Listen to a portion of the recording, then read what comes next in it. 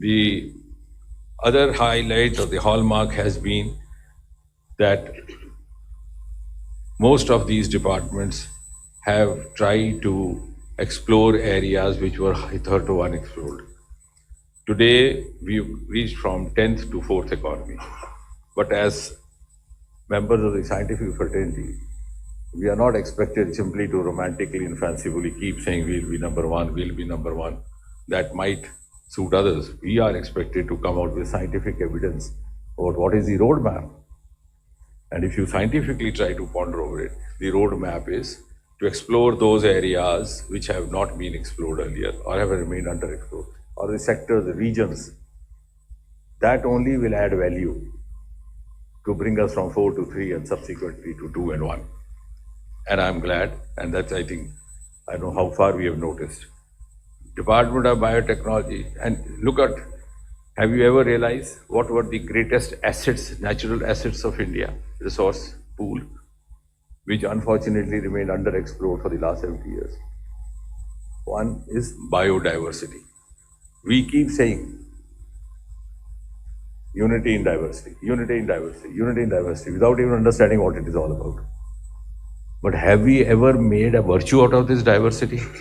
This diversity itself is our exclusive resource, not given to any other country in the world, where you have very homogeneous composition, both resource-wise and otherwise. And for the first time, I'm glad this biodiversity is being explored by the Department of Biotechnology, headed by Dr. Rajesh Gokhale. And as was being mentioned, this is going to be the foundation of the next industrial revolution. We are already into it, as he was mentioning, with institutionalized policies like BioE3. So we have already started moving in that direction. And this resource is going to add value to our future economic growth. The second factor, the second area which remained underexplored for 7 decades was our ocean resource. We have 11,000 kilometer long coastal area.